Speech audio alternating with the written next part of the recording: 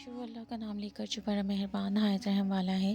بے شک انسان پر زمانے میں ایک ایسا وقت بھی آ چکا ہے کہ وہ کوئی چیز قابل ذکر نہ تھا۔ ہم نے انسان کو نطفہ مخلوق سے پیدا کیا تاکہ اسے آزمائیں، تو ہم نے اس کو سنتا دیکھتا بنایا اور اسے رستہ بھی دکھا دیا۔ اب وہ خواہ شکر گزار ہو خواہ ناشکرا۔ ہم نے کافروں کے لیے زنجیریں اور توق اور دہکتی آگ تیار کر رکھی ہے۔ جو نیکوکار ہیں وہ ایسی شراب نوش بیان کریں گے جس میں کافور کی آمیزش ہوگی۔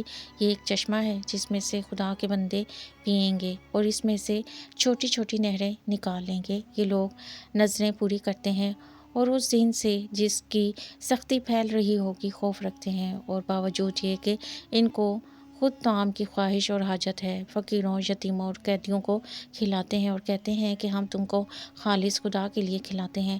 نہ تم سے عوض کے خواستگار ہیں، نہ شکر گزاری کے طلبگار۔ ہم نے اپنے پروردگار سے اس دن کا ڈر لگتا ہے جو چہروں کو کریل منظر اور دلوں کو سخت مضطر کر دینے والا ہے، تو خدا ان کو اس دن کی سختی سے بچا لے گا اور تازگی اور خوش دلی عنایت فرمائے گا، اور ان کے صبر کے بدلے ان کو بہشت کے باغات اور ریشم کے ملبوسات عطا کرے گا۔ ان میں وہ تختوں پر تکیے لگائے بیٹھے ہوں گے، وہاں نہ دھوپ کی حدت دیکھیں گے نہ سردی کی شدت۔ ان سے ثمردار شاخیں اور ان کے سائے قریب ہوں گے، اور میووں کے گچھے جھکے ہوئے لٹک رہے ہوں گے۔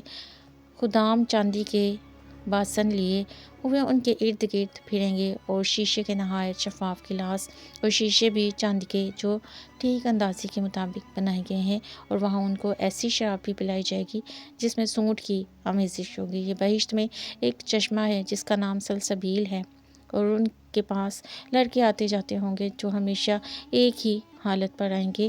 جب تم ان پر نگاہ ڈالو گے تو خیال کرو گے کہ بکھرے ہوئے موتی ہیں، اور بہشت میں جہاں آنکھ اٹھاؤ گے کثرت سے نعمت اور عظیم الشان سلطنت دیکھو گے۔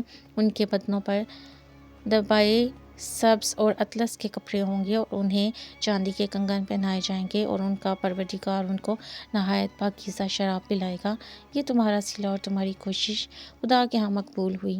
اے محمد، ہم نے تم پر قرآن آہستہ آہستہ نازل کیا ہے، تو اپنے پروردگار کے حکم کے مطابق صبر کیے رہو، اور ان لوگوں سے کسی بد عمل اور ناشکرے کا کہا نہ مانو، اور صبح و شام اپنے پروردگار کا نام لیتے رہو، اور رات کو بڑی رات تک اس کے آگے سجدے کرو اور اس کی پاکی بیان کرتے رہو۔ یہ لوگ دنیا کو دوست رکھتے ہیں اور قیامت کے بھاری دن کو پس پشت چھوڑ دیتے ہیں۔ ہم نے ان کو پیدا کیا اور ان کے مفاصل کو مضبوط بنایا، اور اگر ہم چاہیں تو ان کے بدلے انہی کی طرح کے لوگ لے آئیں۔ یہ تو نصیحت ہے، جو چاہے اپنے پروردگار کی طرف پہنچنے کا راستہ اختیار کرے، اور تم کچھ بھی نہیں چاہ سکتے مگر جو خدا کو منظور ہے۔ بے شک خدا جاننے والا، حکمت والا ہے، جس کو چاہتا ہے اپنی رحمت میں داخل کر لیتا ہے، اور ظالموں کے لیے اس نے دکھ دینے والا عذاب تیار کر رکھا ہے۔